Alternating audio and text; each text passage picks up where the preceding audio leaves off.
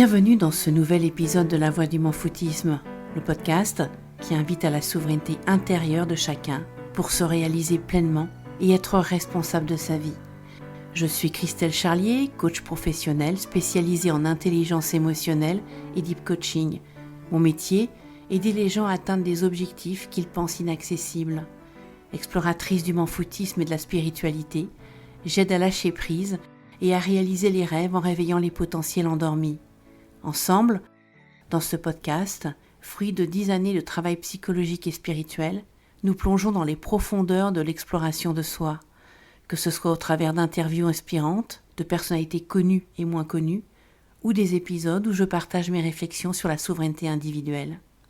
Humour, réflexion, liberté de penser et de dire sont les maîtres mots de ce podcast. Aujourd'hui, c'est interview. J'ai le plaisir d'accueillir Serge Meunier pour qu'il nous parle de sa propre vision de la souveraineté intérieure et pour qu'il nous aide dans notre propre cheminement personnel. Serge est un profil atypique. Ne voyez ici aucun jugement de ma part, j'emploie aussi ce qualificatif pour moi. C'est justement cette particularité dans sa communication écrite sur le réseau professionnel LinkedIn qui a attiré mon attention et m'a fait me dire qu'il allait porter un regard différent sur la notion de souveraineté intérieure. La mayonnaise a pris tout de suite entre lui et moi, sans doute parce que nous avons en commun le goût de la relation à l'autre, le goût d'apprendre en expérimentant, et une hypersensibilité qui devrait plutôt être appelée supersensibilité, car elle permet de voir, de percevoir des choses dans la réalité que ceux qui ne la possèdent pas ne peuvent concevoir. Serge en est aujourd'hui, en tant qu'autodidacte, à son 4e projet majeur, des lunettes virtuelles pour aider à réguler le stress. Et cette année s'ajoute une nouvelle fonctionnalité, la possibilité de faire un vœu, exprimer un souhait si vous préférez, pour soi-même, mais aussi pour les autres, qui provoquent naturellement une mise en mouvement de celui ou de celle qu'il aimait. Serge fait des choses qu'il aime et qui le font vibrer. C'est ce qui ressort de notre entretien préalable à cette interview. Il aime vivre des expériences qui supposent dépassement de soi et métamorphose. Je ne vous en dis pas plus, je vous laisse découvrir son profil, mais laissez-moi vous poser une question. À votre avis, quel âge a-t-il ? Je lui poserai la question à la toute fin de cette interview pour que vous ayez la réponse. Personnellement, ça m'a bluffé quand il m'a dit son âge. Bonjour Serge, merci d'avoir accepté mon invitation. Oui, bonjour Christelle, merci à vous et bravo pour l'idée de supersensibilité. Je vous en prie. Est-ce que vous avez quelque chose à rajouter à cette présentation ? Non, je mettrais juste une toute petite nuance quand on parle lunettes de réalité virtuelle. Si on dit casque de réalité virtuelle, peut-être que c'est plus précis, c'est tout. Vous avez eu raison de préciser. Je vous rappelle la règle du jeu du podcast. C'est connaître votre vision de la souveraineté intérieure au travers de vos actes et de votre vision du monde. Pour ce faire, je vais vous questionner sur qui vous êtes, vos motivations, vos émotions et ressentis quand vous faites ce que vous aimez faire et donne du sens à votre vie. Comme l'objectif n'est pas d'être dans le voyeurisme et de vous mettre mal à l'aise, si je vous pose une question à laquelle vous n'avez pas envie de répondre, vous le dites clairement, il n'y a aucun problème. Et si après cette interview, il y a des passages que vous voulez que je supprime, ils seront supprimés avant la diffusion. On est ensemble pour une 30aine de minutes. C'est OK pour vous, Serge ? C'est parfait, je suis à vous. N'allons pas jusque-là. Allez, c'est parti. La première question que j'ai envie de vous poser, c'est comment vous est venue l'idée de créer un casque virtuel ? Alors, l'idée de créer le logiciel qui va dans le casque de réalité virtuelle, cela découle du fait que durant mon existence, laquelle on va la parachever tout à l'heure en disant mon âge, j'ai rencontré divers chocs, et ces chocs, chocs dans le relationnel, chocs professionnels à travers des projets qui parfois n'aboutissent pas, c'était donc lié en fait à cette hypersensibilité ou supersensibilité, comme vous l'avez si bien connoté.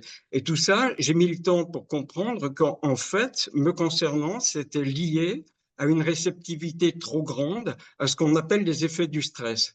Le stress nous impacte tous continuellement, c'est même le principe même de l'existence et du changement, par rapport à quoi on doit établir un équilibre, et certaines personnes sont très impactées par cela. Hypersensible par rapport au stress, j'ai dû dans la vie me débrouiller. Je m'étais bricolé, je dirais, des méthodes. C'est ce qu'on appelle les disciplines corps-esprit. Et puis un jour, j'ai eu la chance, ici à Chambéry où j'habite, de rencontrer un chercheur en neurocognition et en psychologie qui travaillait sur des méthodes de biofeedback. Pour faire très simple, c'est en gros comment se renforcer par rapport aux effets du stress. Je l'ai mis en pratique, ça a fonctionné, ça fonctionne encore tous les jours. Et de là, l'idée est venue de pouvoir le partager à d'autres.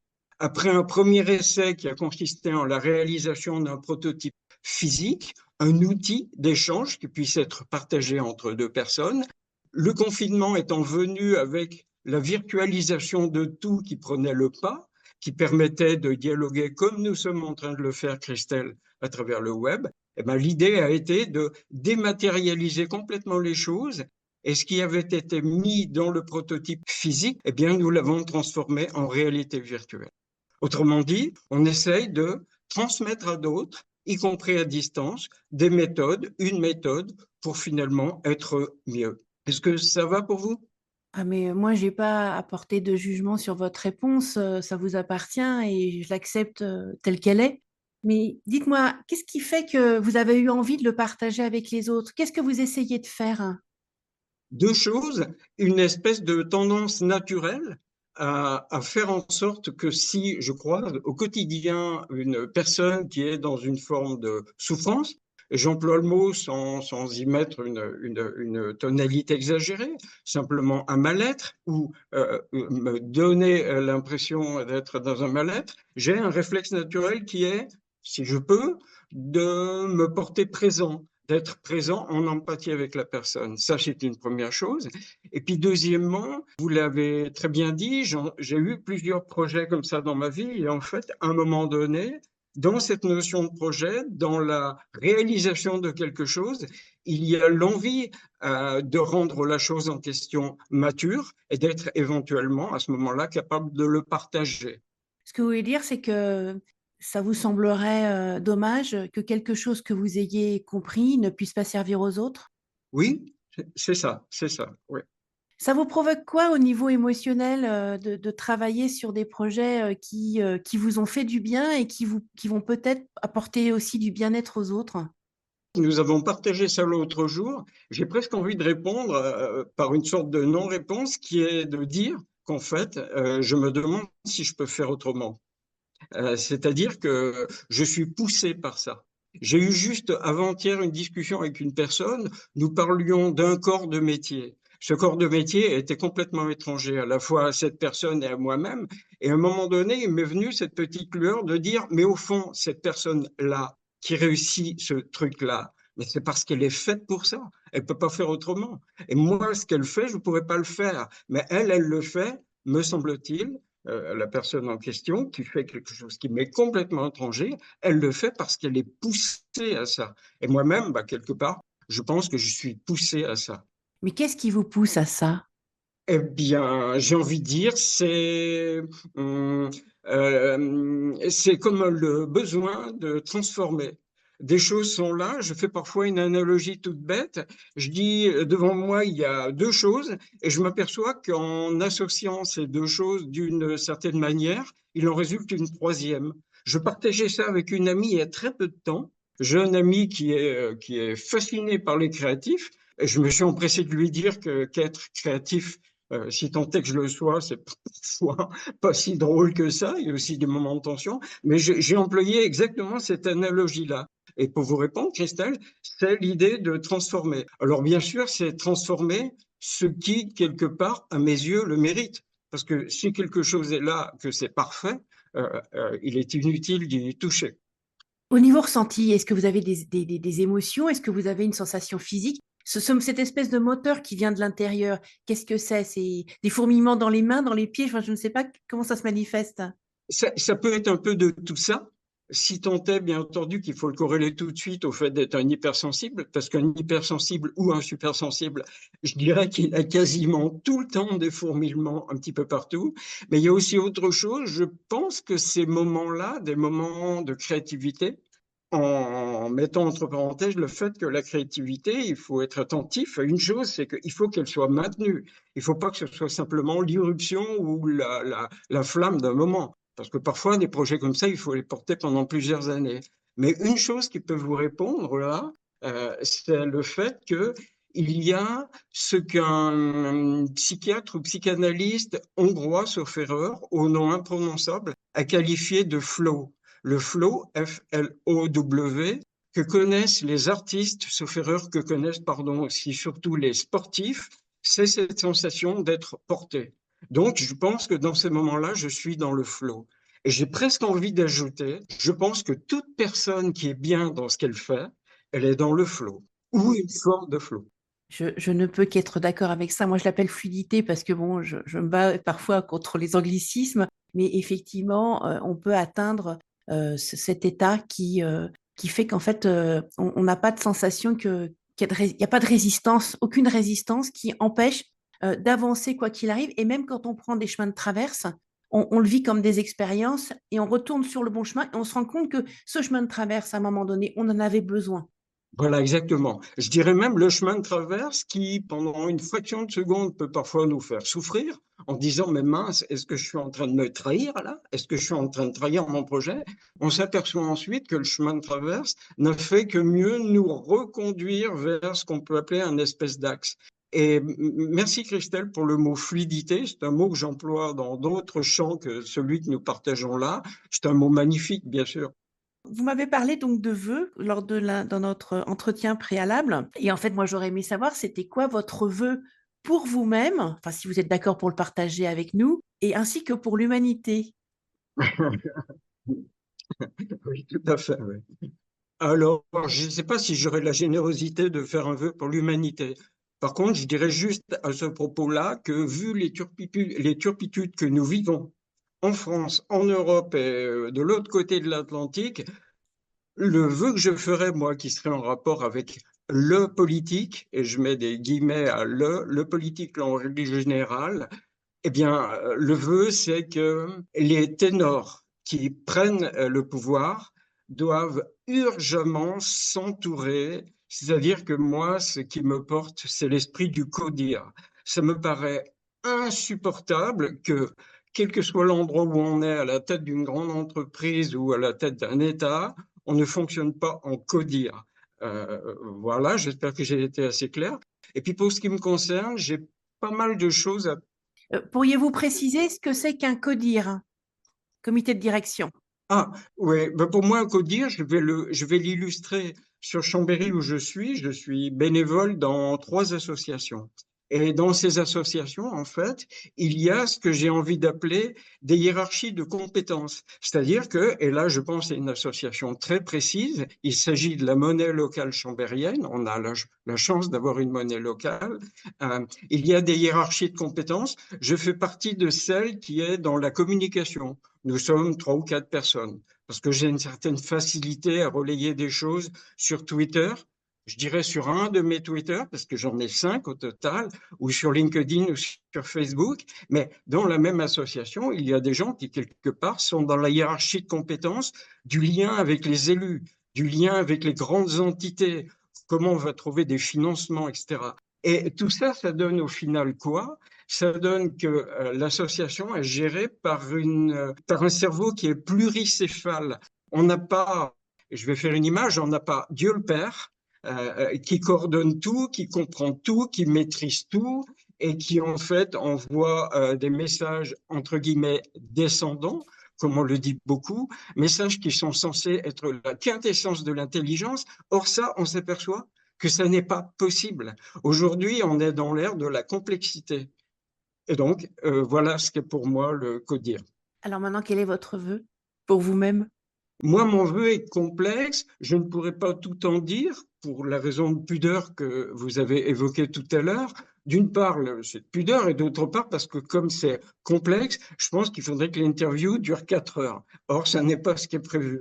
Mais mon vœu, c'est une espèce d'apaisement général qui va passer par le lien avec les enfants, j'ai 2 enfants, et le lien avec quelques amis proches. J'ai quelques amis proches. Paradoxalement, j'ai énormément de relations. Je dirais presque beaucoup trop de relations.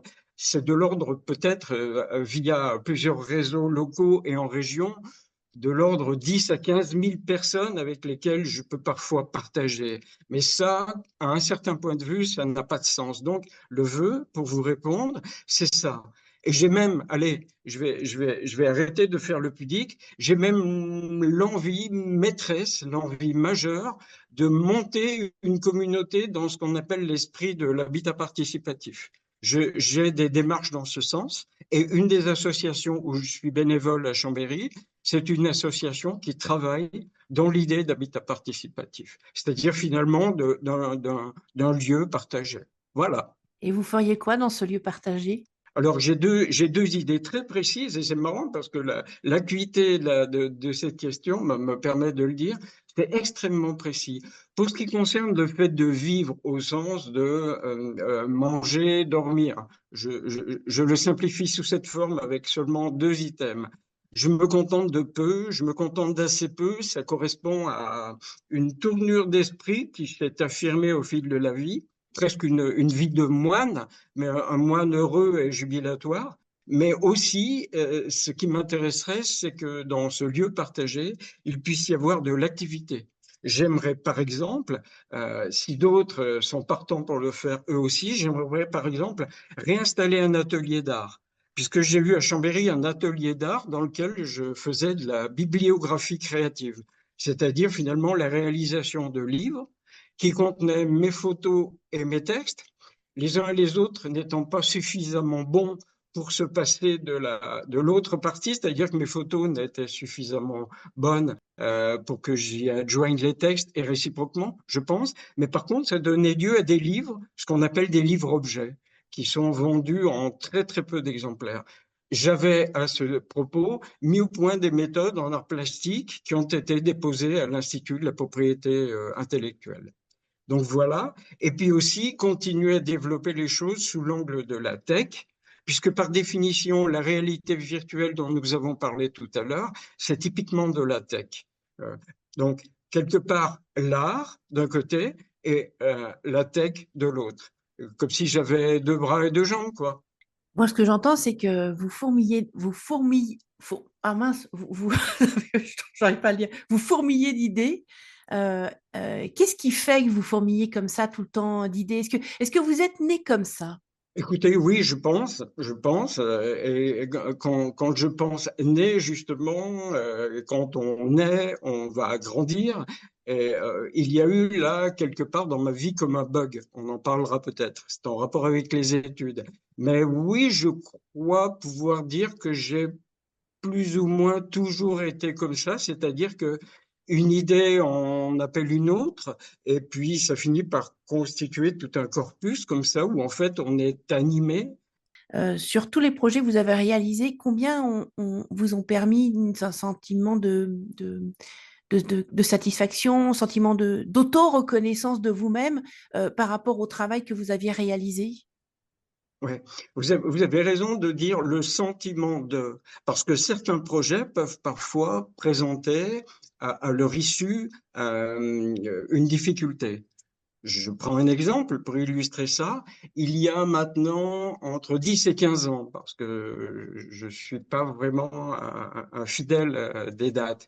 Il y a 10 ou 15 ans, j'avais réalisé dans un centre du polyhandicap enfant de la ville de Chambéry, où j'ai découvert des enfants tétraplégiques à cause d'un manque d'oxygène à la naissance, par exemple.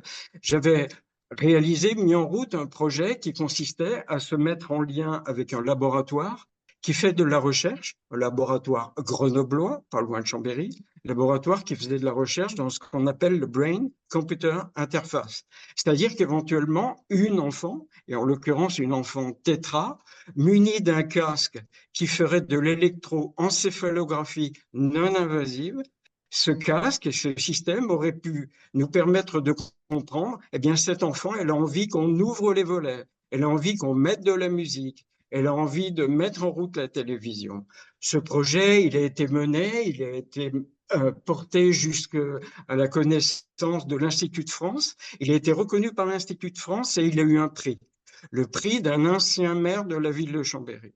Malheureusement, cela n'a pas pu se transformer pour moi en, par exemple, un poste officiel au sein de l'association qui portait tout ça.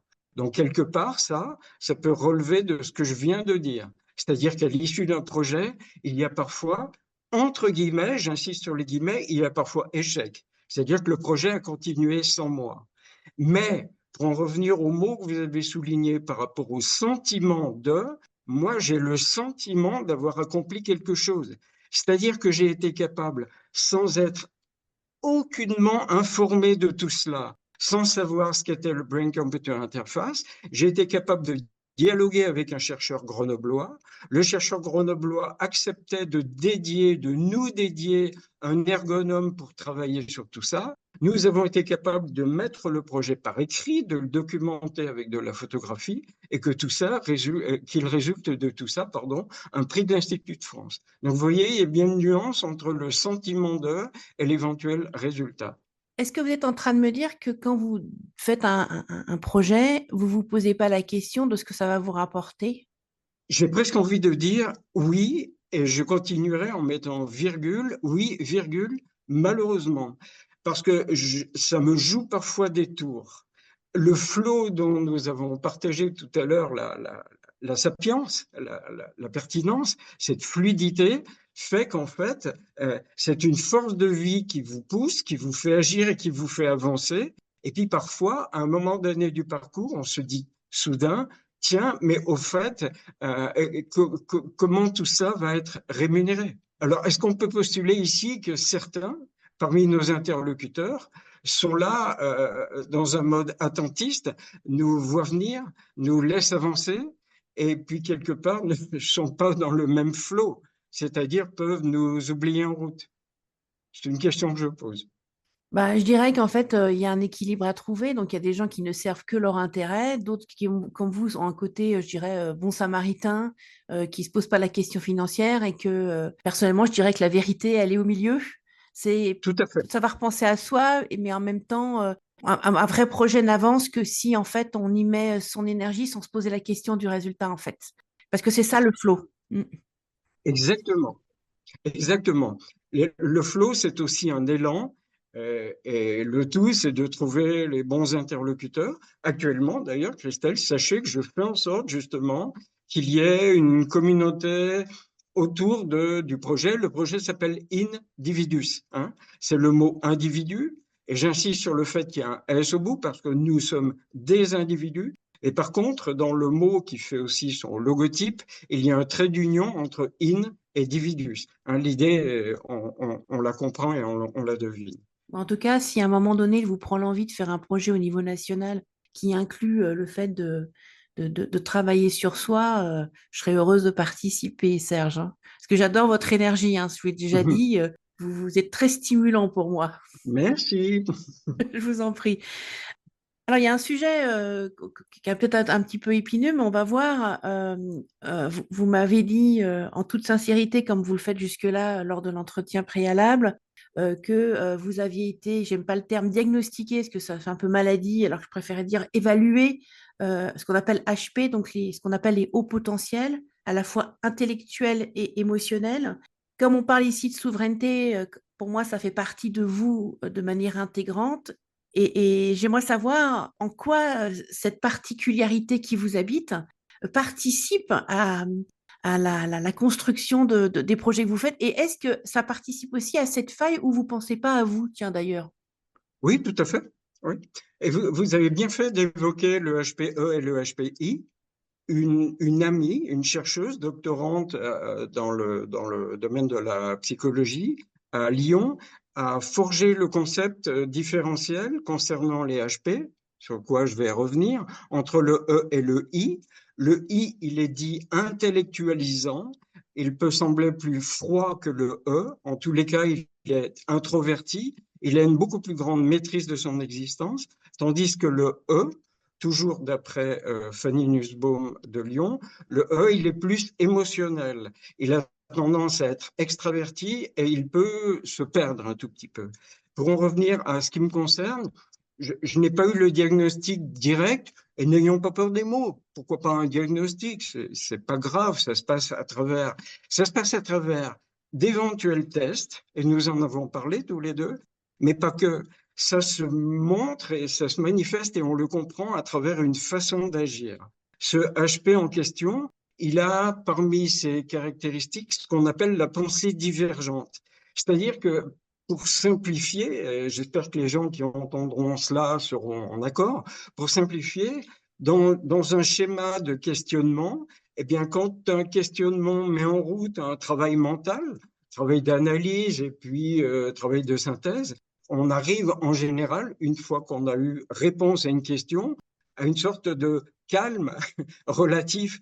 La pensée divergente fait que cela n'est pas le cas. C'est-à-dire qu'il est assez fréquent qu'une question en entraîne trois, quatre, cinq autres. Ça se manifeste et je le vis très concrètement quand je suis dans des phases où il y a de la créativité possible, parce qu'un rendez-vous se profile et qu'à travers ce rendez-vous, eh bien, il y a des choses qui vont peut-être concrétiser, il y a des questions qui vont peut-être se poser. Donc, il y a des questions, en règle générale, eh bien, il n'est pas rare dans ces moments de créativité que 4, 5, 6, 7 questions se manifestent et les questions qui sont des fois annexes à l'objet principal.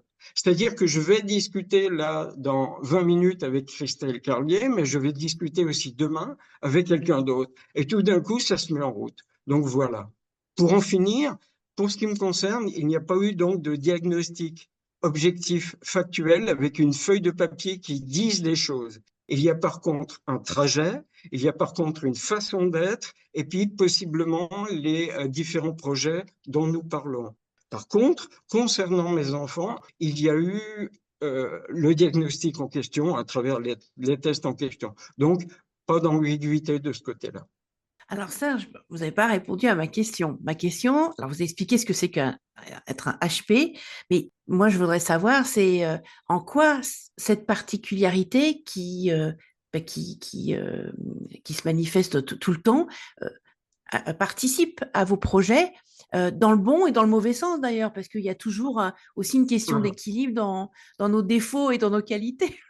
Oui, et je crois deviner, vous me direz si je me trompe, et je crois deviner qu'il est notamment fait allusion de votre part au fait que je m'oublie un peu en route et que notamment je négocie parfois mal l'aspect pécunier.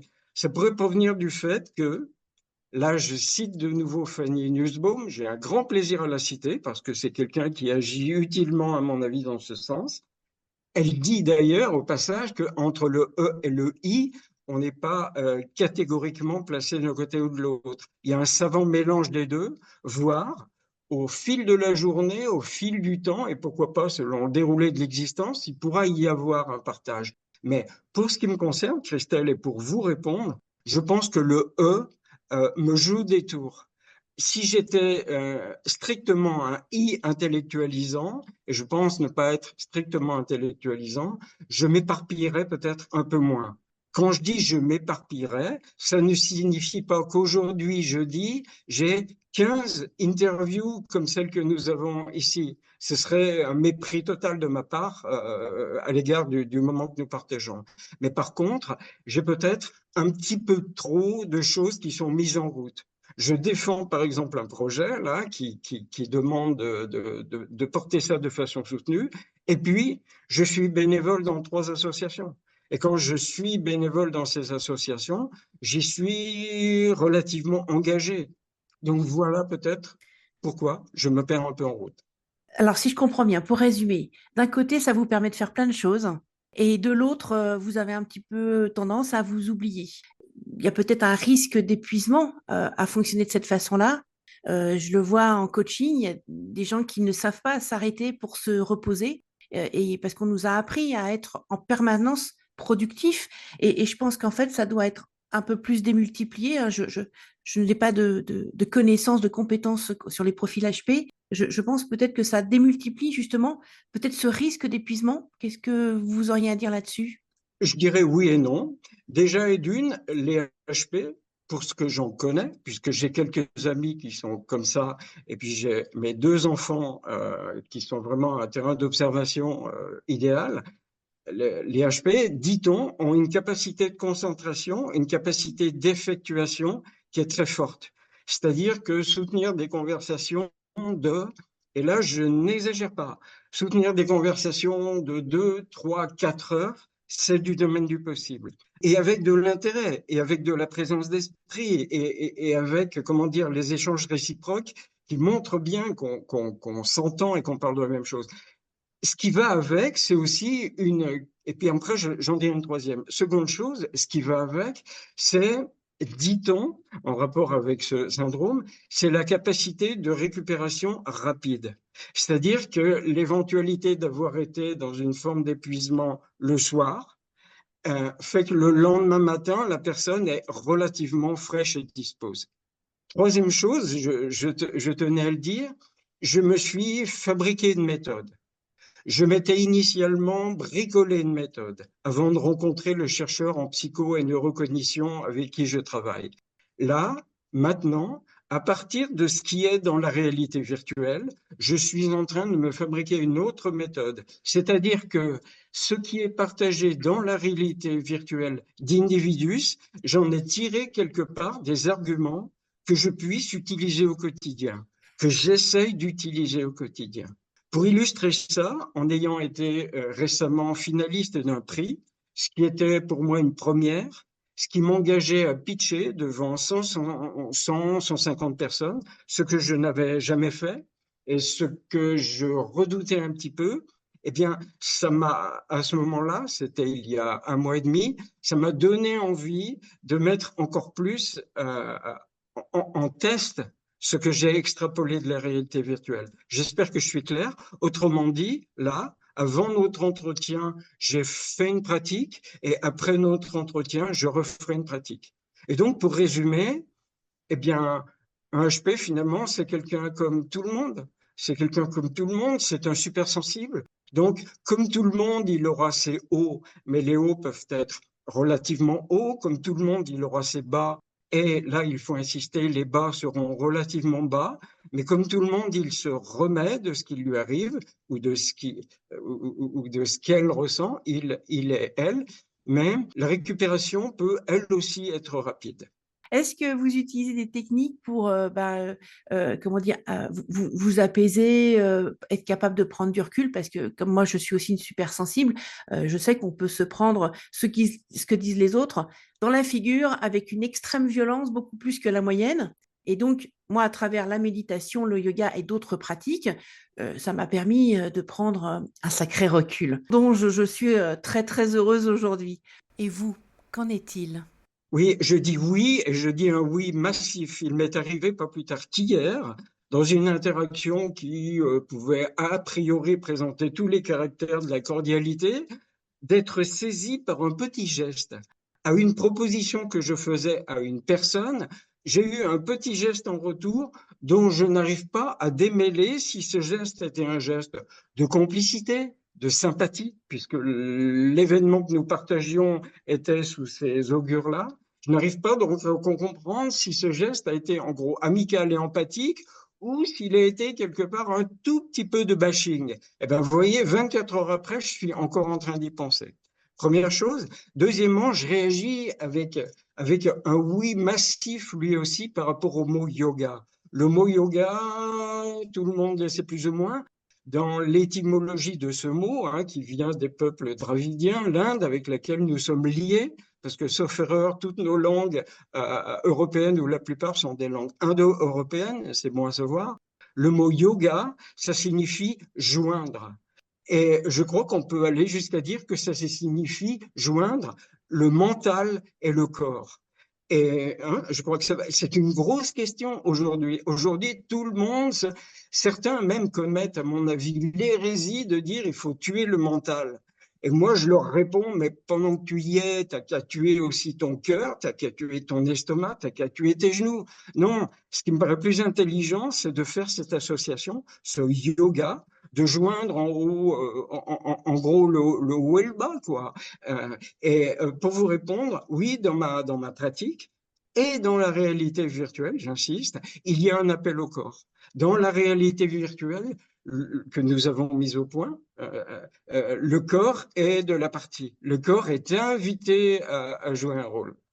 Ah bah, le corps et l'esprit fonctionnent ensemble, hein, c'est démontré scientifiquement aujourd'hui, malgré le fait que pendant très très longtemps, on a considéré que c'était l'esprit qui dominait le corps. Non, non, ils fonctionnent ensemble et il faut prendre soin des deux. Vous avez raison de le rappeler. Alors, on arrive au bout de cette interview. Alors maintenant, on va parler directement de la souveraineté intérieure. Est-ce que vous aviez déjà entendu parler de cette expression? Est-ce que ça a du sens pour vous?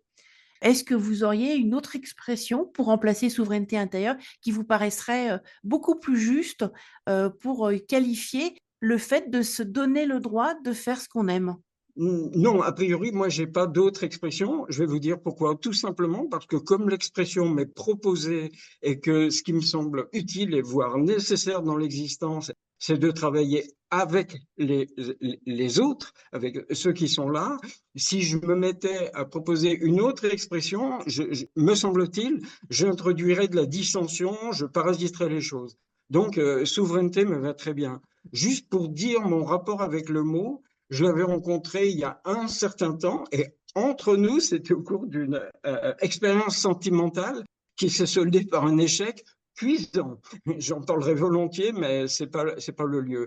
Et donc, à ce moment-là, le mot m'avait fait penser, ouh là là, mais il y a des gens qui, visiblement, pour qui la souveraineté, c'est une forme d'égoïsme tellement poussée que ces personnes vont faire du mal. Je ferme cette parenthèse pour dire quoi? Pour dire que la souveraineté aujourd'hui, et d'une, j'en accepte le mot comme je viens de le dire, et de deux, j'en comprends le sens. Du moins, j'en comprends un sens. C'est-à-dire que quelque part, l'enveloppe que je suis là, si vous me perceviez autrement qu'à travers l'écran qui nous joint, mais qui en même temps nous sépare, eh bien, je suis assis et quelque part, cette sorte d'enveloppe que je suis, elle a besoin à un moment donné qu'à l'intérieur de l'enveloppe en question, corps, esprit, on est bien d'accord donc, eh bien, il y ait de la fluidité, la même que celle dont nous parlons depuis le début, et non pas de la division, non pas de l'incohérence.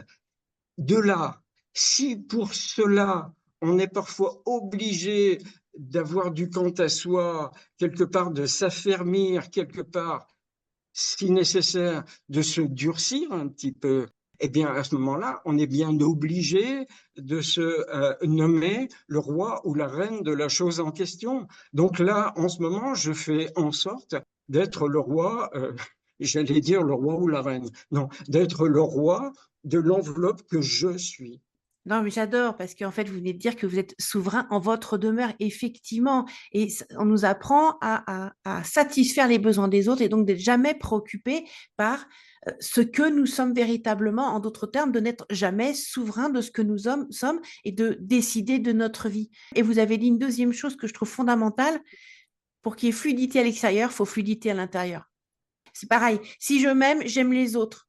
Si je suis bienveillante avec moi-même, je suis bienveillant avec les autres. Oui, voilà. Tout part de soi toujours, en fait. C'est pas, Voilà, alors qu'on nous a appris toujours à être vers l'extérieur. Sois bienveillant voilà, avec Bidule. Non, je peux pas être bienveillant avec bien voilà. Bidule si je suis pas, si je m'aime pas, si j'ai pas d'estime de moi-même et si je suis pas bienveillant avec moi-même. Ça, c'est une clé fondamentale. Merci Serge de l'avoir rappelé. Je crois que ce que vous soulignez là, à travers cette injonction à être bienveillant vers l'autre, c'est parce que nous avons tous plus ou moins conscience du fait que nous sommes aussi des animaux, entre guillemets, sociaux. Mais seulement, il faut remettre de l'ordre. Et si je parviens à être cohérent, si je parviens à être dans mon flot, je serai, j'ai envie de dire, presque automatiquement empathique et en lien avec l'autre. Je serai automatiquement respectueux de l'autre et je ne serai pas dans une tour d'ivoire. Là, j'insiste vraiment là-dessus parce que pour ce qui me concerne, et notamment à travers ce qui est proposé avec le logiciel Individus, il ne s'agit absolument pas d'être dans une tour d'ivoire. On peut résumer cette idée par ce que je me donne à moi-même, je vais alors pouvoir le donner aux autres. Voilà. Dernière question. Mais quel âge avez-vous, Serge? Eh bien, là, dans très peu de temps, c'est vraiment une question de jour, je vais fêter mes 70 ans. Je ne sais pas si vous êtes bluffé, mais moi, quand on a parlé l'autre jour, je lui donnais 10 ans de moins, hein. Donc, parce qu'on n'a pas cette idée qu'à 70 ans, on puisse avoir cette énergie. Je me rappelle que vous m'avez dit, lorsqu'on s'est parlé la première fois, que vous aviez l'impression de rajeunir tous les jours. Eh bien, Serge, j'ai la démonstration que ce qu'on décide d'être dans notre tête, et si on prend soin de notre corps, parce que ça aussi c'est important, alors on va vieillir, ça c'est indéniable, mais on peut bien vieillir. On peut bien vieillir, et puis, comme vous l'avez laissé supposer dans l'entretien préalable et tout à l'heure en off, il y a la notion de spiritualité. La notion de spiritualité, pour moi, elle arrive là de manière idéale, parce que par rapport à cette existence dont nous venons de partager là les tenants, les aboutissants, un aboutissant, c'est notamment le fait que la vie biologique, entre guillemets, la vie sur Terre va cesser. C'est pour ce qui me concerne, et nous en avons parlé, Christelle, c'est pour moi une interrogation qui devient de plus en plus énorme, immense, et quelque part, je me donne le droit de travailler sur ça. Et sur comment on vieillit, comment éventuellement des souffrances peuvent nous impacter, peuvent éventuellement nous diminuer, et notamment, mais je dirais, mais c'est quoi après? Et si je peux me permettre, dans une partie de mes recherches, il y a une chose qui s'appelle la recherche de la splendeur. La recherche de la splendeur, c'est comment je suis quand je suis au mieux de mes capacités, que mon corps ne me fait pas trop mal et que je suis capable de penser à la vie d'une manière que je qualifierais de quasiment magique. Bien que j'ai un tout petit peu mal avec ce mot parce que magique pourrait signifier que c'est irréel. Non, c'est pas irréel. Comment le dire autrement?